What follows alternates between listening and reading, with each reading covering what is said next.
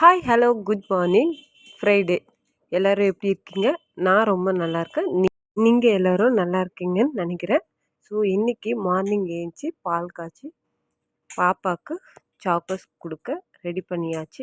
இன்றைக்கி எந்த குக்கிங்கும் இல்லைங்க. ஏன்னா இன்றைக்கி நாங்கள் அவுட்டிங் போகிறோம். அவுட்டிங்னா எங்கன்னு பார்த்தீங்கன்னா என் சிஸ்டர் தான் பார்க்க போகிறோம். ஸோ காலையிலேயே பாப்பாவுக்கு சாக்கோஸ் கொடுத்துட்டு அவங்கள கடகடன்னு குளிக்க வச்சு ரெடி பண்ணிடணும். ஸோ இதை சாப்பிட்டு முடிச்சதுக்கப்புறம் பாப்பாவை குளிக்க வைக்கணும். அவ்வளோதாங்க. இன்றைக்கி லன்ச் எதுவுமே பண்ணலை. ஸோ அதனால் கிளம்பியாச்சு. ரெடியாகி நாங்கள் கிளம்பிட்டுருக்கோம். பஸ் ஸ்டாண்டுக்கு போகிறோம். Kolathur bus stand. அங்கேருந்து போய் அங்கே ஏதோ மினி பஸ் எடுக்கணுமா. இன்றைக்கி எவ்வளோ நேரம் ஆகும்னு தெரியல. திரும்ப ரிட்டன் வரத்துக்கு நாங்கள் இன்றைக்கி கேளம்பாக்கம் தாங்க போயிட்டுருக்கோம். ஸோ ரெடி ஆகிடுச்சு. பாப்பாவுக்கு எக்ஸ்ட்ரா ஒரு ட்ரெஸ் எடுத்து வச்சுக்கிட்டு கொஞ்சமாக தண்ணி எடுத்துக்கிட்டு இங்கே தான் பஸ் வரேன்னு சொல்லியிருக்காங்க. ஏதோ மினி பஸ்ஸாக. ஸோ இங்கே இந்த பழக்கடை பக்கத்தில் வந்து நிற்கன்னு சொல்லியிருக்காங்க. இங்கே நின்றுட்டுருக்கோம் பஸ்ஸுக்காக. Almost bus வந்துடுச்சுங்க. பஸ்ஸில் ஏறியாச்சு. இங்கேருந்து ஏறி செந்தில் நகரில் இறங்கி அங்கேருந்து கோயம்பேட்டுக்கு பஸ் எடுக்கணுங்க. கோயம்பேட்டிலேருந்து மறுபடியும் இன்னொரு பஸ் கேளம்பாக்கம் எடுக்கணும். நம்ம ஒரு பஸ் பிளாகும் இதில் போட்டிருக்கோம். ஸோ பாருங்கள் எப்படி நாங்கள் இன்றைக்கி வெயிலில் எப்படி போயிட்டுருக்கோன்ட்டு. அவ்வளோதாங்க. செந்தில் நகர் வந்தாச்சு. செந்தில் நகரில் இறங்கி இங்கேருந்து நாங்கள் பஸ் எடுக்கணும் கோயம்பேட்டுக்கு.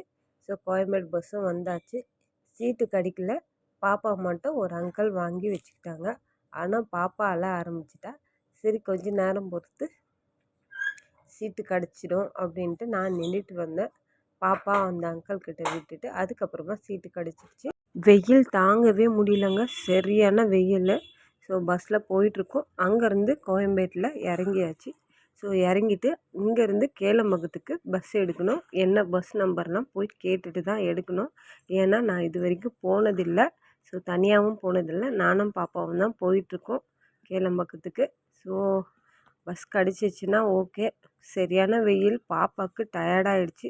ஒரு வழியாக பஸ்ஸை கண்டுபிடிச்சிட்டோம். கண்டுபிடிச்சி ஏறிட்டோம். ஏசி பஸ்ஸு தான். ஆனால் என்ன ஒன்று காற்று தான் வரல. ஏசி பஸ்ஸுன்னு தான் பேர். காற்று தான் வரல. சீட்டும் எங்களுக்கு கிடச்சிடுச்சு. சரி இங்கேருந்து எவ்வளோ நேரம் ஆகும்னு தெரியல. எப்படியும் போனோம்.